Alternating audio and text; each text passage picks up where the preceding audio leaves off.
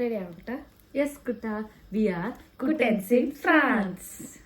So ഇന്ന് നമ്മൾ ഇവിടുത്തെ പബ്ലിക് ട്രാൻസ്പോർട്ടേഷനെ കുറിച്ചാണ് സംസാരിക്കാൻ പോകുന്നത്. എന്തൊക്കെ ടൈപ്പ് ഓഫ് ട്രാൻസ്പോർട്ടേഷൻ ഉണ്ട്, നിങ്ങൾക്ക് ഒരു സ്ഥലത്ത് നിന്ന് ഇന്നൊരു സ്ഥലത്തേക്ക് പോകാൻ എത്ര മിനിമം എക്സ്പെൻഡിച്ചർ ആവും, ഒരു മന്ത്ലി എക്സ്പെൻസ് പോലെ, സ്റ്റുഡൻ്റ് ആയാൽ എങ്ങനെയാണ്, നോൺ സ്റ്റുഡൻറ്റ്സ് ആണെങ്കിൽ എങ്ങനെയാണ്, അങ്ങനെയൊക്കെ. നമ്മളിപ്പോൾ സംസാരിക്കുന്ന റാംസ് ഏരിയനെ കുറിച്ച് മാത്രമാണ്. ഓരോരോ സിറ്റിയിലും ഡിഫറെൻറ്റ് കൈൻഡ് ഓഫ് സിസ്റ്റമാണ്. പാരീസിൽ പോകുമ്പോൾ ഡിഫറെൻ്റ് ആയിരിക്കും, ഇവിടെ ഡിഫറെൻ്റ് ആയിരിക്കും. സോ നമ്മൾ ഇവിടുത്തെ സ്ഥലത്തിനെ കുറിച്ച് മാത്രം സംസാരിക്കാം. തുടങ്ങല്ലേ? 2 ടൈപ്പ് ഓഫ് ട്രാൻസ്പോർട്ടേഷനെ കുറിച്ചാണ് ഞങ്ങൾ പറയുന്നത്. ഒന്ന് ട്രാമും ഒന്ന് ബസ്സും. ഇപ്പോൾ ട്രാം എന്ന് വെച്ചാൽ ലൈക്ക് നമ്മുടെ നാട്ടിലെ ഒരു മെട്രോ ലൈക്ക് ആ ഒരു കൈൻഡ് ഓഫ് തിങ് ആണ്. ഇപ്പോൾ ഫസ്റ്റ് ഞങ്ങൾ ഇവിടെ വന്ന സമയത്ത് ഇവിടെ ഗോർ സെൻറ്റർ എന്ന് പറഞ്ഞ ഒരു സിറ്റി റെയിൽവേ സ്റ്റേഷൻ ഉണ്ട്. അവിടെയാണ് നിയർ ഒപ്പേറ കത്തറിൻ്റെ നിയർ ആണ് ഈ ഓഫീസ് വരുന്നത്.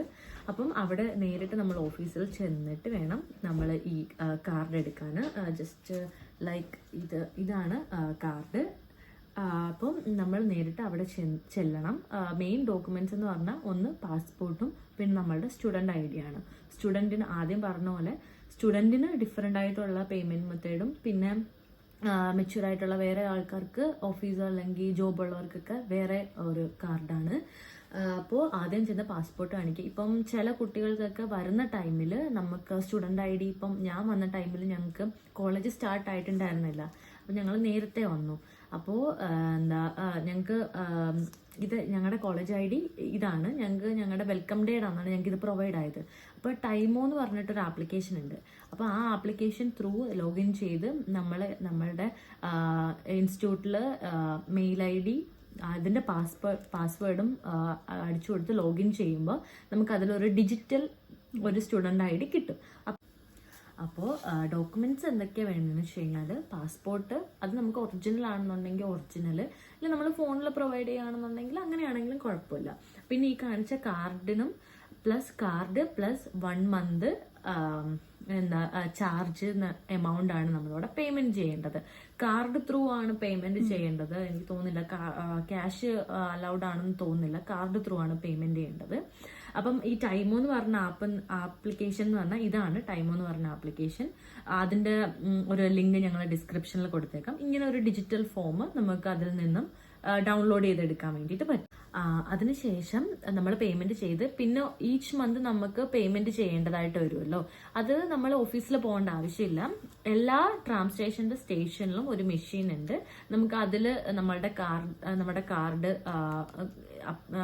ഇൻസേർട്ട് ചെയ്തതിന് ശേഷം നമുക്ക് പേയ്മെന്റ് ചെയ്യാവുന്നതാണ്. 1 മന്തിൽ വേണമെങ്കിൽ അങ്ങനെ അതിൽ കൂടുതൽ ഓപ്ഷൻസ് ഉണ്ട്. അപ്പം നമ്മൾ ആ എമൗണ്ട് ചെയ്തിട്ട് നമ്മൾ റീചാർജ്, നമ്മളുടെ ഫോണൊക്കെ റീചാർജ് ചെയ്യുന്ന പോലെ മന്ത്ലി റീചാർജ് ചെയ്യുക. പിന്നെ ഇപ്പോൾ ഇൻ കേസ് ഇപ്പം നിങ്ങളുടെ ചാർജ് തീർന്നു പോയി, ഇപ്പം നിങ്ങൾക്ക് ചാർജ് ചെയ്യാൻ പറ്റുന്നില്ല എന്നുണ്ടെങ്കിൽ ഈ ത്രൂ ഞങ്ങൾ പറഞ്ഞ ഈ മെഷീനിൽ തന്നെ 1 അവർ പാസ് എന്ന് പറഞ്ഞ പാസ് ഉണ്ട്. അറൌണ്ട് €2 ആണ് 1 അവർ പാസിന്. അത് വെച്ച് നമുക്ക് ത്രൂ ബസ്സിലും ട്രാമിലും എല്ലായിടത്തും നമുക്ക് ട്രാവൽ ചെയ്യാം. എല്ലായിടത്തും അല്ല, ട്രാൻസിറ്റ് തന്നെ. നമുക്ക് ആ 1 അവർ പാസ് വെച്ചിട്ട് നമുക്ക് 1 അവറിനുള്ളിൽ പോകാൻ പറ്റുന്ന കുറച്ച് സ്ഥലങ്ങളിലൊക്കെ ത്രൂ ബസ് ആണെങ്കിലും ത്രൂ ട്രാം ആണെങ്കിലും നമുക്ക് ആ പാസ് തന്നെ യൂസ് ചെയ്യാം. ഇതൊക്കെയാണ് മെയിൻലി ട്രാം. നമ്മൾ ഇപ്പം വരുമ്പോൾ തന്നെ നമ്മൾ മെയിനായിട്ട് എടുക്കുക. എൻ്റെ ഫ്രണ്ടിന് ഒരു എക്സ്പീരിയൻസ് ഉണ്ടായിട്ടുണ്ട്, അത് ആരതി പറയും.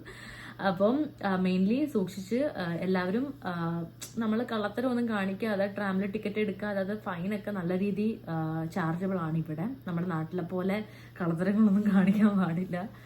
സോ അപ്പോൾ അടുത്ത് നമുക്ക് ബസ്സിനെ കുറിച്ച് സംസാരിക്കാം. ഈ ബസ്സിൽ മെയിൻ ഡിഫറൻസ് എന്ന് പറയുന്നത് എല്ലാ ബസ് സ്റ്റാൻഡ്സിലും ഇങ്ങനത്തെ ടിക്കറ്റ് ചാർജിങ് സിസ്റ്റംസ് ഇല്ല.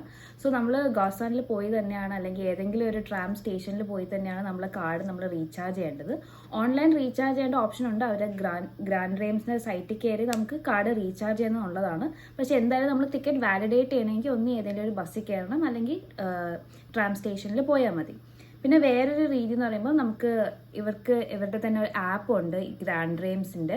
ഇതുവഴി നമുക്ക് ബസ്സിൻ്റെ റൂട്ട്, എപ്പോഴാണ് ബസ് വരുന്നത്, എത്ര മണിക്കാണ് ബസ് വരുന്നത്, എത്ര മണിക്കൊക്കെ ബസ്സുണ്ട്, ട്രാംസിൻ്റെ ഡീറ്റെയിൽസും എല്ലാം ഈ ആപ്പിൽ കൂടെ തന്നെ നമുക്ക് അറിയാൻ പറ്റും. ഈ ആപ്പിൽ കൂടെ തന്നെ നമുക്ക് ബസ്സിന് വേണ്ടി 1 അവർ ടിക്കറ്റോ അല്ലെങ്കിൽ €20 ടിക്കറ്റോ ഏത് ടിക്കറ്റ്സ് വേണോ ഈ ആപ്പിൽ കൂടെ തന്നെ നമുക്ക് പർച്ചേസ് ചെയ്യാം. ഈ ആപ്പിൽ കൂടെ പർച്ചേസ് ചെയ്യുമ്പോൾ നിങ്ങൾക്ക് കാർഡ് ഇല്ലാണ്ട് ഈ ആപ്പിൽ കൂടെയാണ് നിങ്ങളെല്ലാം ചെയ്യുകയാണെങ്കിൽ എല്ലാ ബസ്സസിലും ഈവൻ ട്രാംസിലും ഒരു QR കോഡ് കൊടുത്തിരിക്കും. ജസ്റ്റ് നിങ്ങൾക്ക് ടിക്കറ്റ് വാലിഡേറ്റ് ചെയ്യാൻ ആ QR കോഡിന് സ്കാൻ ചെയ്താൽ മതി. അപ്പോൾ നിങ്ങൾക്ക് ഇങ്ങനെ അല്ലെങ്കിൽ ടിക്കറ്റ് കളക്ടർ നിങ്ങൾ ചെക്ക് ചെയ്യാൻ വരുന്നതാണെങ്കിൽ ആ സ്കാൻ ചെയ്തതിന് ശേഷം നിങ്ങൾക്കൊരു ടിക്കറ്റ് വിസിബിൾ ആയിരിക്കും. അതിന് മാത്രം കാണിച്ചു കൊടുത്താൽ മതി. പിന്നെ വേറെ എന്താ പറയുക, ബസ്സൊക്കെ ഇവിടെ കുറച്ച് കുറവാണ്. ഐ തിങ്ക് ട്രാംസ് ആണ് കുറച്ചുകൂടെ ഉള്ളത് ദാൻ ബസ്സസ്. ആൻഡ് നിറയെ റൂട്ട്സിലേക്ക് ട്രാംസ് പോകത്തില്ല, ഒൺലി ബസ്സസ് മാത്രമാണ്. ആ റൂട്ടിലൊക്കെ ചിലപ്പോൾ ബസ്സൊക്കെ വളരെ കുറവായിരിക്കും. ഇപ്പോൾ രാത്രി മേ ബി ഒരു 8:30-9 മണിയൊക്കെ കഴിയുമ്പോൾ ബസ്സൊക്കെ നല്ല കുറവായിരിക്കും. പുറത്തും അത്രയ്ക്ക് ആൾക്കാരൊന്നും നമുക്ക് കാണത്തില്ല. ചിലപ്പോൾ ബസ്സിലൊക്കെ ഇവള് മാത്രമായിട്ട് ട്രാവൽ ചെയ്ത ടൈമുണ്ട്. 1-2 പേര് മാത്രമേ കാണത്തുള്ളൂ.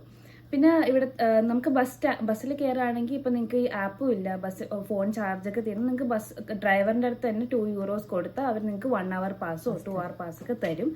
കണ്ടക്ടറായിട്ട് വരത്തില്ല, ജസ്റ്റ് ഡ്രൈവറിൻ്റെ അടുത്ത് കൊടുക്കുക. പിന്നെ ബസ്സിൽ കയറുമ്പോൾ അല്ലെങ്കിൽ ട്രാമിൽ കയറുമ്പോൾ ഇത് നിങ്ങൾ എപ്പോഴും സ്കാൻ ചെയ്ത് വാലിഡേറ്റ് ചെയ്യണം. പിന്നെ നമ്മളിനി നമ്മളെ ഫ്രണ്ടിന്റെ എക്സ്പീരിയൻസ് പറയുകയാണെങ്കിൽ ആ കാർഡ് എടുത്തയാണ്, പക്ഷെ അത് എവിടെയോ കളഞ്ഞു പോയി.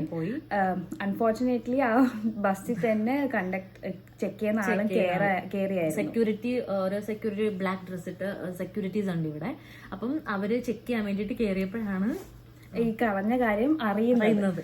അപ്പൊ അവർ ഐ തിങ്ക് ഇപ്പൊ നമുക്ക് കാർഡ് ഇല്ലെങ്കിൽ നമ്മൾക്ക് ഒരു €140 ഓൾമോസ്റ്റ് ഫൈൻ ഇടും.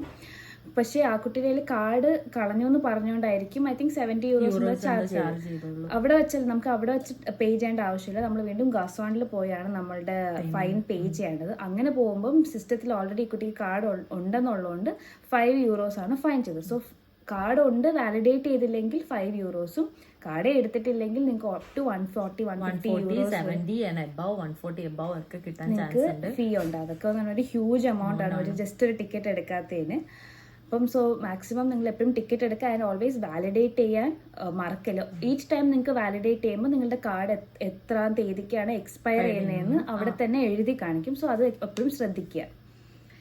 സോ അതായിരുന്നു ഇന്നത്തെ വീഡിയോ. എല്ലാവർക്കും ഇത് ഇൻഫോർമേറ്റീവ് ആയിരുന്നു. എന്തെങ്കിലും ഡൗട്ട് ഉണ്ടെങ്കിൽ ചോദിക്കാൻ മടിക്കണ്ട. ഇനി വരുന്ന വീഡിയോസിൽ നമ്മൾ ഇവിടുത്തെ ബാങ്കിങ് സിസ്റ്റത്തിനെ കുറിച്ചും സിം കാർഡ്സിനെ കുറിച്ചും കോൾസ് അതിനൊക്കെ കുറിച്ചൊക്കെ നമ്മൾ ഇൻഫോർമേറ്റീവ് വീഡിയോസ് ഉണ്ടാക്കുന്നതായിരിക്കും. സോ എല്ലാവർക്കും ഈ വീഡിയോ ഇഷ്ടപ്പെട്ടെന്ന് വിചാരിക്കുന്നു. സപ്പോർട്ട് ചെയ്യണം, സബ്സ്ക്രൈബ് ചെയ്യണം. ബൈ.